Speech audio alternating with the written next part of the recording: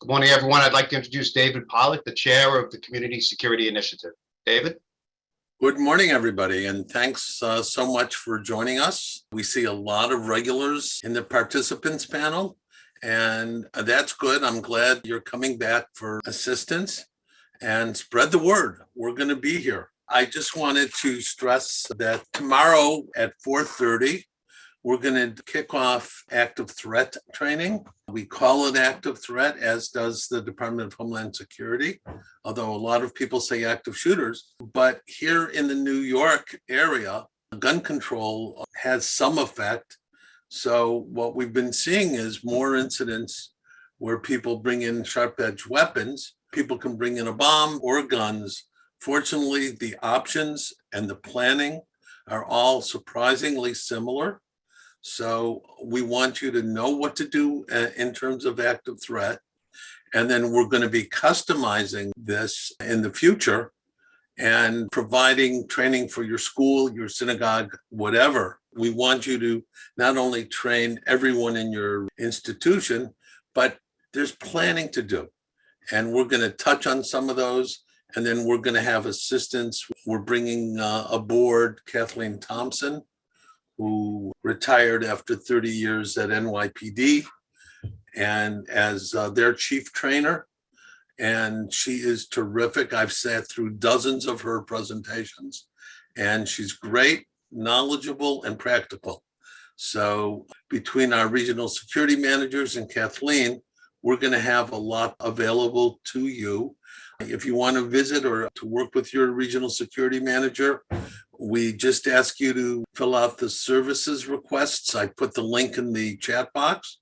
That will start the process going. Tell us what you want, and we'll take it from there.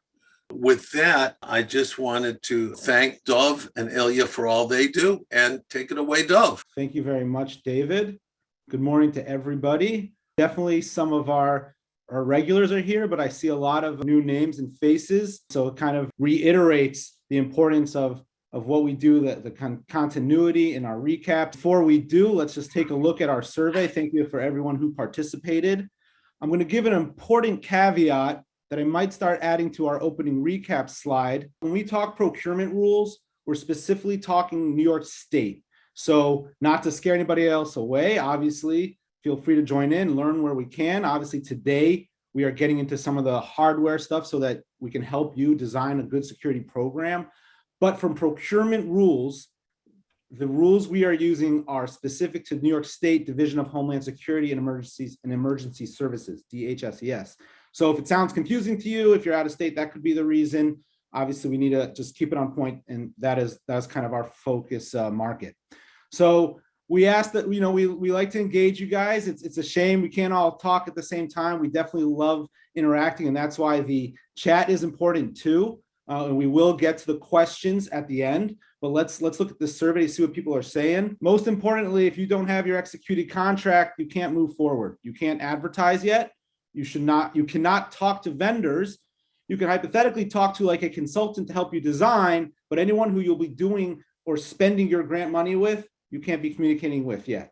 The last few weeks with Ilya, we talked about placing a project manager. There's a lot of pieces to this, so it's important to have that centralized cog to navigate these pieces. All right, cool. So, and we see some people have moved on and developed their language for the advertisement. Some people even posted.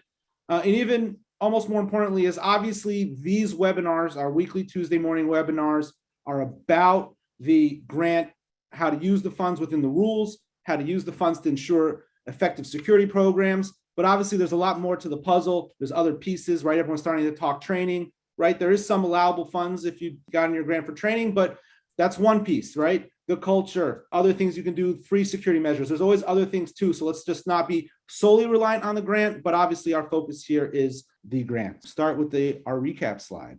All right. So every week, because there could be some newcomers, there could be some points we need to clarify. We learned from the chat what we need to dig in deeper. I won't go too deep here. We all want to get to the hardware that we're talking about today, right? We're turning the page. It's the next chapter. Importantly, when we say every week, we start with this, we hammer it home, your DHSES rep. So this is New York State. Your DHSES rep is your friend, is your mom, some would say, If you have that question, we'll obviously help you through the gray, help you navigate, especially on the installation side. But ask your rep, communicate with your rep, get that mother may I. Before there's any change, before if there's something you're not sure about, reach out to them.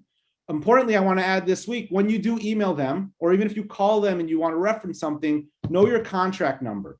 That's the number that starts either HS, HC. Right now, what the state has divided it up a little differently because there's so many non-NSGPs and New York State hate crimes grants that each rep has a whole bucket of projects they're working on, whether they're law enforcement grants to NYPD or upstate police departments, as well as RNSGPs. So have that it helps them. The more we can help them get to the right point and answer our actual questions, it's beneficial. So I wanted to add that. You noticed in the survey, we asked if you had a desk audit yet, they call it, or a desk visit, maybe I should call it. DHSCS wants to be there for you. They want to be and communicate with you early on in the process to help you understand the rules, give you that one-on-one interaction.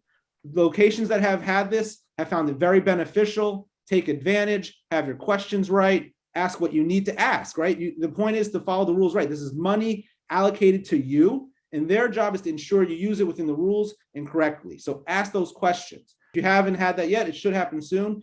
Either way, we're all here. Your regional security managers are available for questions as we help you move this along. An important piece, as we started talking about, right, the next step in your procurement process that you must follow once your contract is executed, right? So depending on which project you have, that could mean your EHP approval. If you have a federal grant, the NSGP. If you have the hate crimes grant, you obviously have to sign your contract. And the first step would be MWBE. But before you can even get to MWBE, it must be executed. So once you do that, we've talked about the advertisements. Take a snippet. Once it's in the paper, take a snippet of your advertisement and share it with us, your RSM, myself, and we want to help spread that word. If you're finding vendors, congrats, kol hakavod. We all know this is a big struggle, but you must get those 3 vendors. So while we've said many times we cannot refer vendors, we can help spread it out to the networks that we know and hopefully push them back into the procurement process. So you have the not only required vendors, but good vendors that can do good work. And hopefully soon we'll also have our page of potential options for you to look at when you're looking for vendors. The other week, just to step back on that. Once it's posted in the newspaper, take a picture with your phone, a snippet on your computer, send that actual image. That's just the way to keep it kosher. All right, so in previous weeks, we asked, when we're advertising or when we're sending the RFP, actually, should we share the project cost? There's no rule here from the state. It's your opinion. I definitely wouldn't put it in your advertisement, but amongst the consensus here was that it's helpful, especially with these limited project funds, to let the vendors know, yeah, this is a $40,000 camera project. Because if you're asking for more or asking for less, they can kind of say what's in the ballpark. And then when you do get your bids, you'll know straight up for 40 grand what each bidder put in for. But if you just had it open wide, they could be all over the place. And they're not even bids that you can work with. It's hard to level when they're that far off page. So that's our opinion. Obviously, there's no rule. There's no one way. There's pros and cons to each. But for these grants, we think it would be beneficial. We have posted our FAQs, our frequently asked questions. It's on our website. This is developed directly from the chat function. So if I know some of you come back, watch the webinars, like to hear the questions. That's some of the most important piece to some of you. So we have posted that. We try to keep it as directly as the question was laid out. So, so we're not trying to morph it too much. We want to make sure we're answering those directly, and we'll continue building on it week to week as best we can. But those questions are there. The very, very, very important piece we say every week, the red dot's already ahead of me. Keep your notes, your documents, and records, right? We had an earlier guest speaker earlier on when we first started these series, showed how he did it with a huge binder. Maybe you do it electronically, but when you call someone, take those notes. When you get a bid or an email, save that in a folder. When you do get visited, it's not even an if, but likely you'll get, whether it's an audit from the state, a different agency of the state, or potentially for the federal grant, even federal auditors. That's really what they want to see. It's not a catch-up. It's just to make sure you did all those steps. Your life will be easier if you keep all those notes and we know that you have the records available. Lastly, because it is super important, and again, this is for New York State specifically, I'm not familiar with the other states' rules, so definitely work with your state rep, right? These are federal grants administered by state agencies, like many programs across the country. So in New York State, right, if you have a project, any one of your singular projects, not the grant total, but if each project's above 10 grand, got to advertise in a local paper, right? We've talked about this in previous weeks. We don't want to get too deep here. The hate crimes grant requires, and this is a New York State grant, so this is specific to New York State attendees. Hate crimes grant requires 30% MWBE, minority woman-owned business enterprise. Locations are moving on and they're starting to get to this step. We hope to sprinkle in a few more sessions to talk about this specifically. We know we're just executing our contracts, so you might not be there, but document your efforts. Always get 3 bids. That's a major requirement, whether it's over 10K or not. So just accept it. You need it. There's no excuses. If for some reason you really can't, talk to your rep. Ask your rep, what's our next step here? And then when you do get your bids, you need to level them. You need to evaluate them with your committee. This should be predetermined scoring criteria, right? We've talked about this matrix, the simple Excel matrix in previous weeks.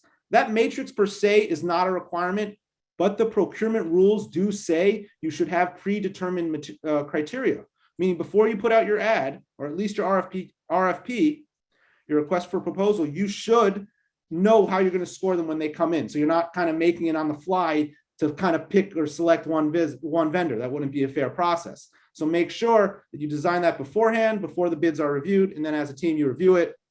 And last thing, don't contact your vendors until they're advertised. Now, again, these are not all the procurement rules. These are some of the ones that we find get questions again and again. It kind of trips us up a little bit.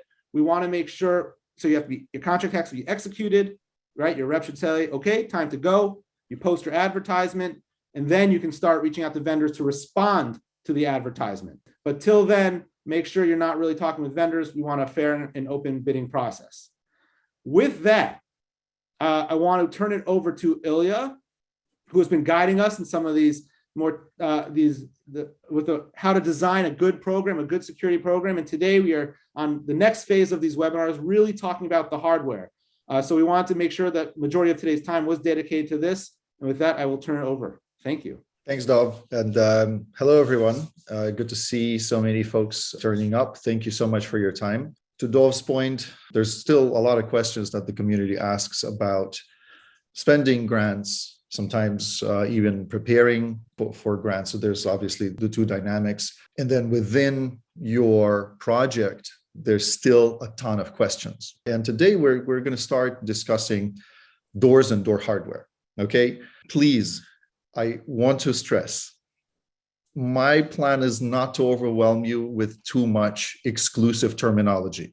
Okay, so because I've done this for a long time, and for me, even to this day, sometimes it's painful when I'm listening to vendors using their little terms and they're speaking in a completely different language. Whereas in most cases, that exclusive terminology actually prevents for the larger team, particularly clients such as yourselves, to actually understand what's going on. What are they discussing? But even before door hardware, why don't you take a look at this photo?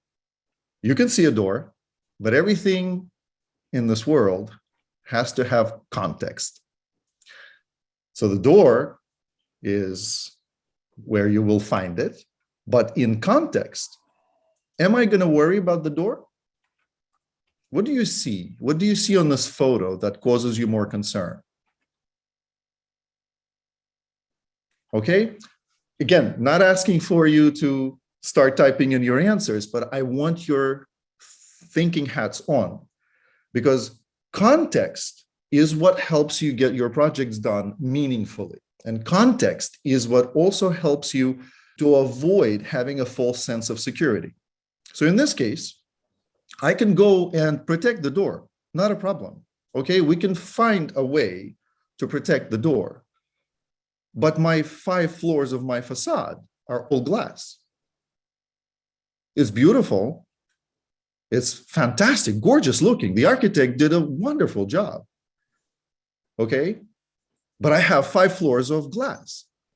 So the door is going to be an important feature of my facility, and security for that door is very important. But I still have 5 floors of glass. So context for your projects and how you're making your choices, right? And what you're prioritizing is very, very important. So now we're going to get into the context of door hardware. And again, I want your thinking hats on, okay? What is it that you see that helps you think about if a door like this exists at your facility? And believe me, I'm not trying to be a magician here. I'm not trying to pull a rabbit out of a hat and surprise you. I'm sure for some of you, this is the door that your facility has, okay? Or you might have multiple doors that look like that. So what do you see? What do you see without having much experience, without having to hire a consultant, without having to make a ton of calls to your peers? What is it that you can observe about this door that can stop you in your thinking process and help you understand what the context is? Okay. In this case, Seth, take us forward to one more slide. I can be playing a role of a contractor. Okay. I can stand there with you and I could start throwing a lot of terminology at you. Okay, I can start pointing my fingers and I could start telling you, oh, look, yeah, you're really dealing with, pretty large glass panes, or your push bars are all broken, or look at the hinges, right? Or look at the door leaf. Did you see that lock cylinder, right? Some of these things will be familiar to you, but not all. Okay, so if I were to ask you, for example, again, this is not a quiz. Because we're recording this, and because we want you to assume this thinking role, and we want you to think about context of what you're observing, just, humor me and just think about, would you be able to draw a proper arrow lines from boxes with names of different hardware to where it actually is on that photo? Okay, now, for a lot of folks in the community, and this is why we're starting here, okay? For a lot of folks in the community, they're going to look at me like I have 2 heads. They're going to look and say, Ilya, what are you talking about? Why do you throw so much terminology my way? I see a door. It's a door, Ilya. It's no different than another door. It's no different than 5 other doors in my facility, right? And yet, context teaches us that it's different. Doors are different. Okay, for example, your home probably doesn't have a door of this type. I'd be very surprised if your private house had a door that looks like that. Okay, so think about it. Why is that? Now, Seth, take us to the next slide, please. So I've done your work for you. We're recording this. I just want to reiterate this. So please, I'm not asking you to take a ton of notes, because you can always go back to this recording, or better yet, pull the RSM if you wanted to get some clarifications, right? We've started where we typically should be starting, is we need to equalize our basic knowledge about what is a door, what makes a door. And now, imagine how all of these things in combination can show up on a bill of goods that is given to you by a less than scrupulous vendor. They'll put all these boxes with all this terminology, give you line item pricing, and we'll say, okay, you're buying this. Would you know what you're buying if you looked at that terminology without these arrows? In order to be that prudent thinker, in order to start understanding, well, how do we upgrade what we have in place? Or how do we replace the doors that we have available? Please, later on, I'm not asking for you to do it today. Some folks like taking photos of our slides right during the webinars, whichever way you feel comfortable, okay? You can start learning about different parts and different components of doors and door hardware that are absolutely necessary. So next time when a contractor gives you a bill of goods, and you see, for example, glass panes, you see a door frame listed, you see a door leaf listed, but other parts of that are not listed. What are they selling you? What are you buying? Okay, and if they say glass panes, how large are those glass panes? Do I want a glass door? Is glass the best protective material? Okay, so all of those things need to be front and center when you begin thinking about how to harden or how to replace doors that are less than ideal. And we'll give you a couple of more steps to think about. Now, I just gave you, okay, 8 different terms that a good, competent door hardware consultant, right, would throw your way if they weren't as courteous, if they were in a hurry to speak to you, okay? Because I should not be assuming as a practitioner, right, that you know all this stuff, right? And unfortunately, a lot of contractors assume that you have all that knowledge, that when they give you the bill of goods, you're ready to go and purchase, that you understand how each of those components works, right? I know, we know at JCRC that's not the case. We know that because of the calls that we get, the door hardware represents a fairly significant component of facilities that are just struggling to understand how to protect their doors and install better door hardware, that they struggle to find good contractors. And even when they find a contractor, when we go and assess, the work hasn't been done well. It's very important to start at the very beginning. And that's where we chose to start. Let's go to the next slide, Seth. Now, just like I showed you the photo of the facade of the building, okay, when you look at this door, now that I've introduced a couple of these terms, and I even drew lines for you for where all of those components are, right? How vulnerable is this door? What about this door is vulnerable? Okay, now, for some of you, you will say, oh, wait a second, I can see that maybe my door shouldn't have a whole lot of glass. Why? That's the easiest material to break. And it's not very obvious to me how I would reinforce a door like this. Okay, now, somebody else might say, wait a second, it seems like the material that I see that looks like the silver metallic material, that's aluminum. Is aluminum the best material for security doors? When I can bend a small piece of aluminum in 2 or 3 or 4 very easily because it's a pliable material. Am I buying the right thing? So, Seth, go to the next slide. Now, so this is what you should expect when JCRC shows up on your doorstep. That any one of the RSMs that visits your facility comes to you and looks at this door and starts pointing fingers. Now, we are giving you a lot of terms, and we will happily teach you about how those terms align, where they sit on the door, and so on. But, right, this is our job. When we arrive at a facility, our job is to stop you from making imprudent decisions. So we will point at things like glass panes, okay? And we'll say, wait a second, you shouldn't have so much glass in your front door, or doors that are featured in the envelope of your building. We'll also point to different things. For example, did you see the box that says hinges on the right side of the photo? Okay, it says hinges. So we're pointing to the fact that I don't even need to break the door. Because the hinges are exposed, I can go and compromise each one of the hinges, which should take me a couple of minutes, and I will take the door completely out of the frame because the hinge is looking right at me.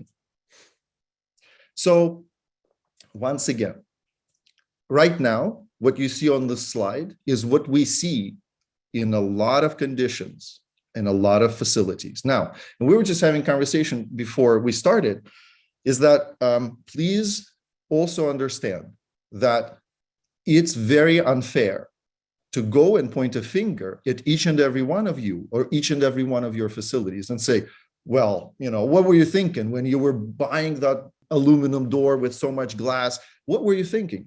But in a lot of cases, or actually in pretty much all cases, it's not your fault at all, right? What we notice is that there is a disparity between overconfident expectation, right, of a lot of facilities. Like, you guys run them as volunteers primarily, right? You might have an executive director, you might have a couple of people that are, on the management team, and they get salaries and stuff like that, so it's their job. But in a lot of cases, right, some of the work or all of the work is done by volunteers. Okay, so how can we expect that everybody is going to be a security professional?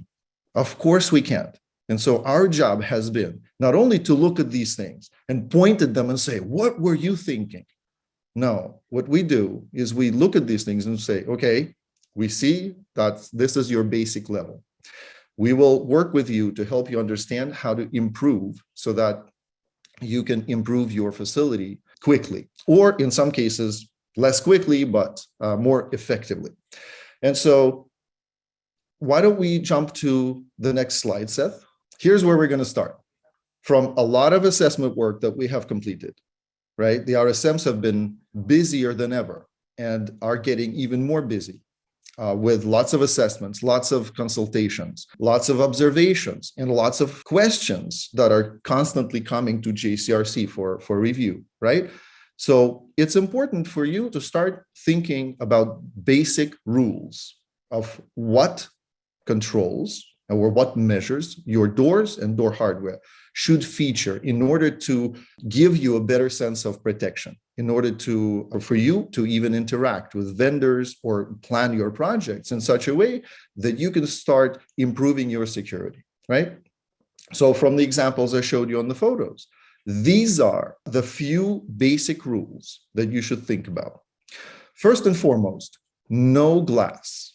And I've already hopefully stated to you why that's the case, but certainly you could put laminate on the glass. And in some cases, it's a prudent approach. And that's what the RSM may tell you. But in a lot of cases, doors are being procured that look like the door that I just showed you, the storefront aluminum frame, aluminum leaf door with huge glass panes. Now, even if I were to put window film or glass film on that and try to protect it, probably wouldn't get it to the right level of protection, and it might give you a false sense of security. So in most cases, doors like that I demonstrated to you might need to be replaced completely, and frames as well. We prefer solid wood or hollow metal clad doors.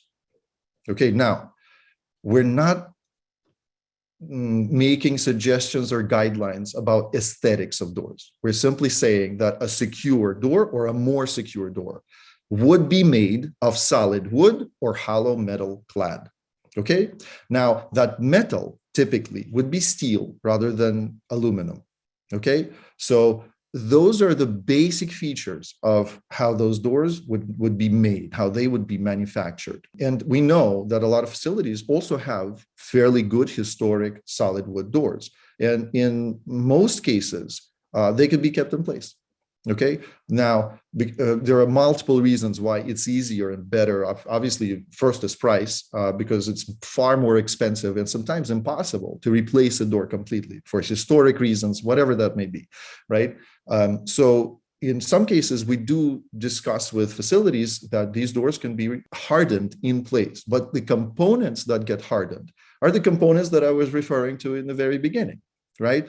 Hinges get hardened, locking hardware gets hardened, right? Or replaced and with a more secure locking. Hinges, for example, rule 3 here is the best approach would be to conceal them so that they're not obviously visible to an attacker. Okay, so that the attacker wouldn't take the door off the hinges, however good the door may be. Because if the door is very sturdy, you could still take it off the hinges if the hinges are not protected. Next thing, and this we will spend more time on locking technologies or locking hardware in the next few sessions. We also have one of the most competent and credible door hardware consultants in the industry that I had the pleasure of working with that will be addressing I think March 8th or one of those dates. We will definitely post that. It's coming up in the next few weeks where she will address the community and discuss locking hardware. So, but for the time being, ANSI grade 1 locking.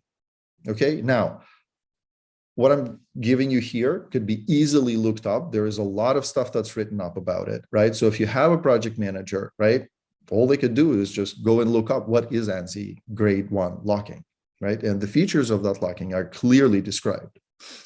Next thing is door closers without the hold open function. This is a trivial mistake that a lot of facilities make, okay? And I've done a bunch of assessments. I'm sure RSMs will support me, right? You walk into a facility where you're at the door, at the main entrance door, you pull on the leaf, and then you let go of the door handle. And by miracle, the door stays in place, open. Why? Because contractors who don't understand security specify door closers that keep the door leaf open at a 90-degree. And it's there for convenience, but it certainly defeats all security measures. Okay, so certainly we would recommend that door closers be purchased, which is a good security feature, but they should not have a hold open function.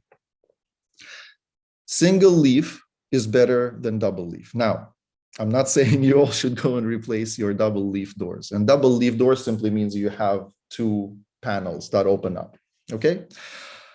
We simply say that it's easier to harden a single leaf door than it is to harden a double leaf door. So a little bit more work may need to be done if your facility has double leaf doors in place. One simple point about double leaf doors, and the reason why they're less secure by design, is because in a lot of cases, those doors need to be held closed and locked by pins that go to the top of the frame and the bottom of the frame.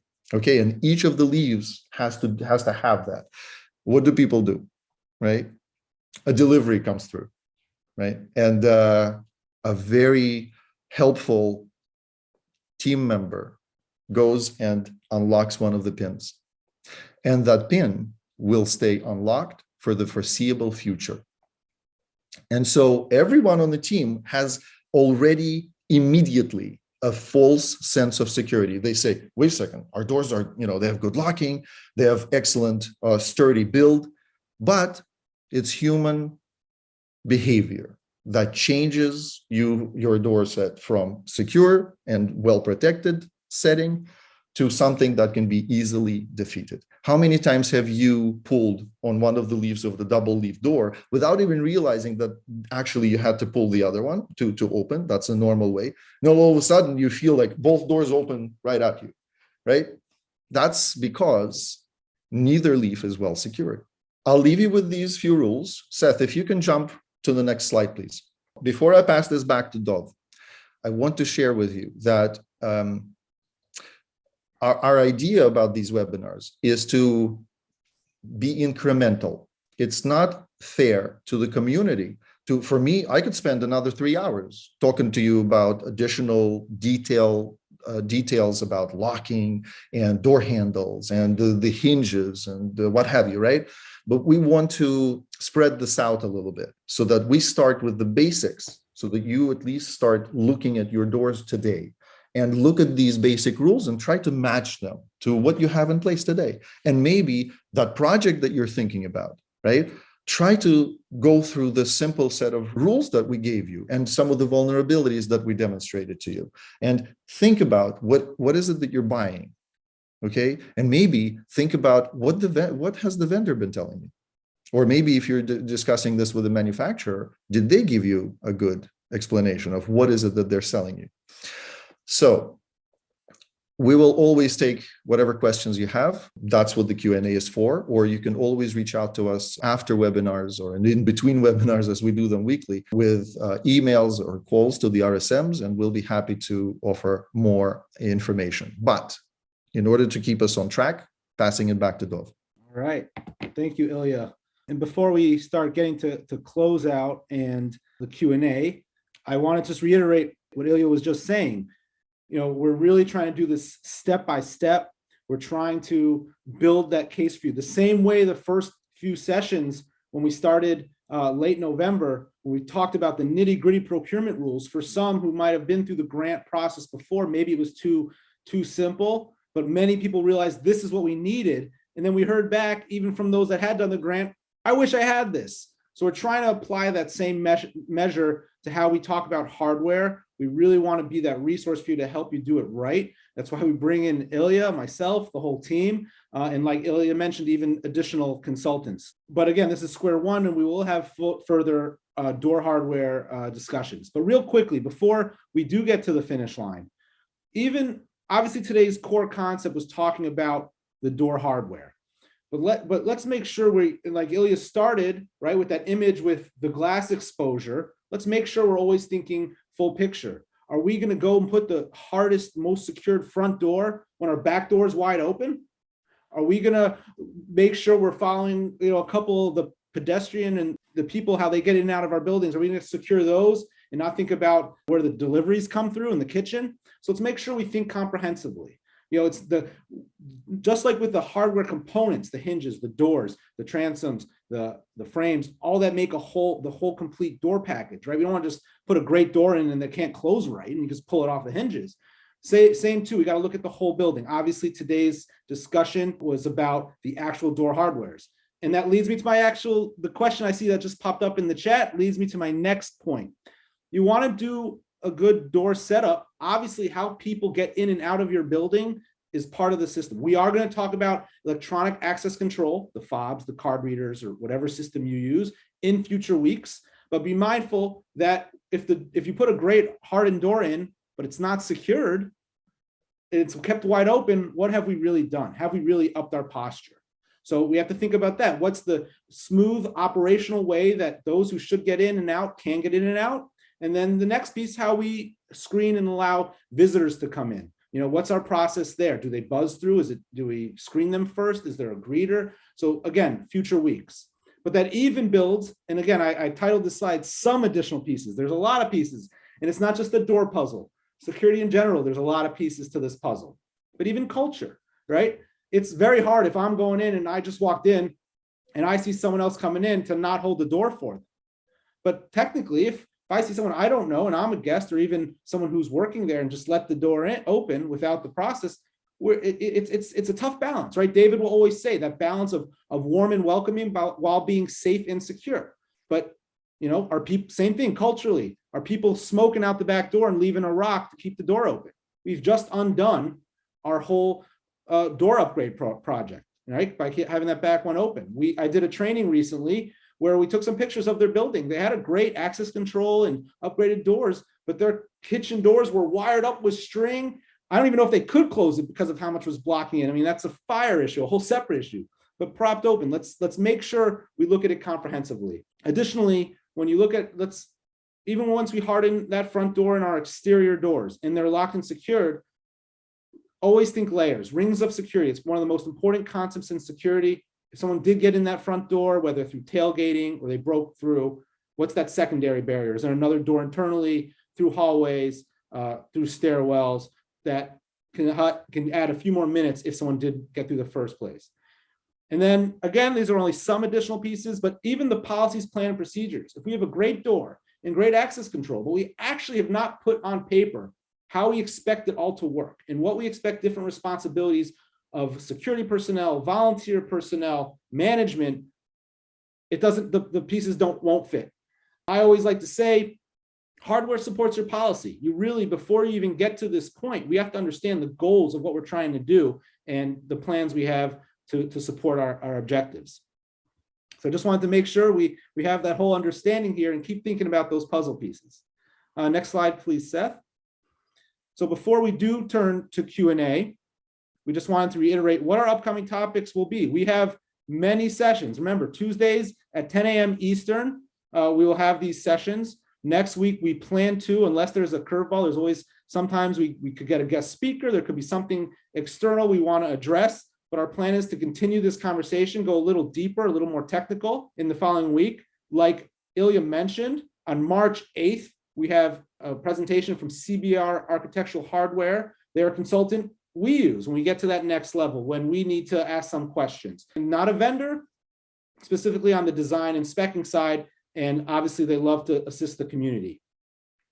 Following sessions, without going through it all, you see we will talk about window hardening and film, those electronic systems, access control, video surveillance, right? Big budget categories of these grants, but we were getting a lot of door hardware requests. So that's where we started. Obviously, if the requests change, that could be a factor in our next topic as well. Additionally, as we navigate the grant process, we will still talk about procurement rules, right? As some of you are navigating MWBE, as you're getting into the bid leveling, we'll make sure we continue to talk about that. We're not done. Obviously, you can always go back and watch the recordings. These are recorded, but we do plan to keep going in. The questions come. We want to be there and be that resource to really help you as you navigate. Sometimes it doesn't feel real till you're in it. So we want to be available in real time. With that, Seth, can you put up the final survey? We'll put that up for a minute, and then we will turn it over to our regional security manager for Brooklyn, our RSM for Brooklyn, Adam, to lead us through the Q&A. But Adam, let's just wait for a couple poll responses. And again, thank you everybody. All right, one more second, Adam. We'll go through these. We'll just make sure we've responded to it. Look, like we've always said, we want to make sure these are helpful. We want to make sure we're addressing the content and the rules, answer your questions. I know sometimes the Q&A is the favorite part for many. I don't see too many questions, so feel free to bring it up. We'll try to address, and we'll obviously try to make sure we also respond to the questions in the FAQs that are posted online. So, okay. It's definitely good to see people are moving along. There's definitely going to be questions as you go.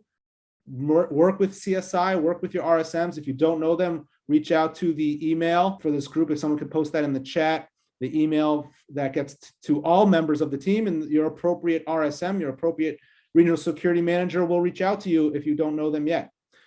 So with that, yeah, please feel free to share. Obviously, we're New York City centric, but if others find benefit, definitely all are welcome. So please share with your colleagues. Let us know if you think of something once this is over. And with that, I'll turn it to Adam for the Q&A. Thank you. Thank you, Dov, and good morning, everyone. I do want to acknowledge that we have someone today representing a congregation in Iowa. So that shows that our reach is getting pretty far. Dov, you touched on are we going to be discussing the magnetic fobs? That'll be in the future. So we do have a couple of questions right now. What about interior glass doors? Are there different design parameters that could be applied, such as steel plating over existing or using solid core doors, or a combination? I can jump in. So yes, it's a slightly different, of course, approach and context, depending on where the location of those doors. You obviously have to understand the compartmentalization of your facility, right? And so in some cases, these doors do not protect an area, do not lead to an area that needs to be, let's say, treated with a higher level of security. But for those doors that are used inside the facility, which need to be hardened, they can, in some instances, be hardened in place. Well, what you're dealing with is if the frame and the door itself are made of aluminum, and they also feature very large glass panes, you would have to take a hard look at how to reinforce it. And so it would be project dependent. We would need to see, what is the frame attached to? What kind of wall units do you have on either side of it? What does the transom look like? It can be upgraded in place. We've seen that being done, but the materials to upgrade will depend on how is the door designed, what components it has on either side of the frame, and what are individual components of that assembly. And then in that case, and this is a good question also to ask, CBR Architectural will be joining us on March 8th. If I can jump in real quick, this goes back to our layered concept. It's a great question, right? We might have hardened our exterior doors, but let's say there's a room, like Ilya mentioned, it depends what that room's used for, right? If we know this is a room where a lot of people congregate, where students are, young children, that kind of evaluates how we look at this door, if this is something that should be higher up on our bucket list, right, of what to address. So, and again, there's different specs. Your exterior door might need a different spec than the interior doors, but again, it shouldn't be ignored. And it also depends on the status of that current door. If, sometimes we go to places, the hinges don't even latch, let alone, a little residential grade locking piece. So, you got to really look at all those pieces and even if we don't get to a level 10, that's just not an official term, But if we can upgrade each piece, can it lock better? Does it actually secure? Does it secure on its own? How often do we see a door, even worst case exterior door, that once you leave it, leaving alone the hold open concept, but it just doesn't latch at the end when it gets back and it's swinging open, whether because it's old, it's rusty, the weather, the wind. But keep an eye on those type of things when you look at your doors. With that, I'll turn back to Adam. Sorry. Sorry, Adam, and I just wanted to jump in. If you do have a specific condition or some time-sensitive questions, please just send us an email to, I think we posted the email address that you can contact us at, or go directly to your RSM, and then we'll route it appropriately and we'll get back to you. Our next question says, how about doors for a sanctuary as far as lockdown and hardening them if we fail to keep the threat out? Well, the same concept applies. Many times, the sanctuary could be designated as the shelter-in-place location. And so you certainly would be looking at upgrades, adding hardening materials to those doors, or replacing some components of those doors, or replacing those doors altogether. It really depends on what those doors look like, what kind of, how old they are. Some of the doors have, unfortunately, they've rotted to the point where you can't really do much of the retrofit, or adding components to them just won't make much sense. So we would be looking at the way those doors are operating now. What I've noticed also is for doors that have been in use for over, let's say, 10 years, they also have tendency to warp. Frames have tendencies to warp. And unfortunately, there's a lot more structural work that needs to be done around the door. It might not be immediately visible to the naked eye. Okay, so when you look at a door, yeah, it opens and closes. Yeah, seems like it will work, but sometimes doors may be out of alignment, and therefore the latching cannot happen, right? Or sometimes the frame is weak. Certain wall components may be weak. So we would have to look at that case specifically. However, having said that, when you are creating a shelter-in-place location, the same standard that we, for example, write in our assessment reports, the same standard applies to those interior doors. They also have to be brought up to the 10-minute forced entry resistant level. Thank you. Our next question, we have some steel doors with windows that have embedded wire in the glass. Is that okay? No, not okay. That mesh wire is not going to protect this glass from shattering or from someone having to penetrate through that viewing pane. Depending on the size of that glass opening, one can simply break that glass and then reach on the interior side of the door and use the door handle to open it, or manipulate the internal thumb turn to open the deadbolt of the door. So as they are located in your facility, that particular setup is not the most secure setup. However, in some facilities, we have seen where that viewing pane is not of large size, so compared to the size of the door. And so you can leave that in place, but just reinforce that glass. Okay, if the rest of the door is of hollow metal design and it's has sturdy locking, the rest of the framing and hinges seem to be in good condition and the door works well, and it seems like the locking is a good security lock, then you can upgrade that door in place. Typically, what you would do is you would put a security film on the glass pane on the secure side of that door and make sure that it's anchored in place. However, each door requires a specific review. We would not be comfortable giving you exact direction on how to upgrade it without seeing what the door looks like. So if you want to follow up with us, please do. Right now, I have one more question, and it says, would be glad to hear about experiences with hardening wood doors in a landmark facility and working with NYC landmarks. No, real quickly, obviously being that door hardening, like a real security measure, right? Preventing people from breaking through. We at CSI are reaching out and trying to make those relationships with additional vendors, and some specialize in making unique doors to match your doors, your requirements, whatever the specs may be, that to the level, to the bullet resistance or the forced entry resistance that you specify, and can match your current door. So there are vendors out there that do them. Sometimes they're more specialized, but they exist. So reach out to us offline and we can kind of contact you with them. But yeah, you still need to navigate the local agencies that oversee the landmarks. And I just want to add here that I've recently worked on a project, actually still working on it, where the Landmarks Commission is very much involved, and the facility had to go through the expense of hiring a historic preservation architect, where that architect wrote some specifications in order to receive approvals from the Landmark Commission. So the facility had to pay the consulting hours. However, here's where it got much more interesting.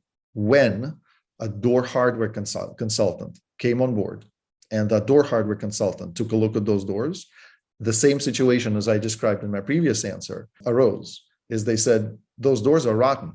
You can't do anything with them. So I can't, even if I wanted to fill the cavities in those doors because they rotted out so badly that, yeah, I love them. They look amazing, but you can't make them more secure unless I completely wrap them in metal, which obviously defeats the whole purpose of historic preservation. So again, Dov raised a very important point. In many instances, you have to make a balance of, are we going in the security route, or are we going the historic preservation route? And what would be the best compromise? And so that is where it gets into the area of having additional consultants that need to be part of that project, because otherwise you won't get approvals. So in those cases, the consultants work together, and it's best to have an architect and a door hardware consultant where they can work together and design a solution for protecting, for hardening such doors, or work with the city, with the approving agency, to basically tell them that, you know what,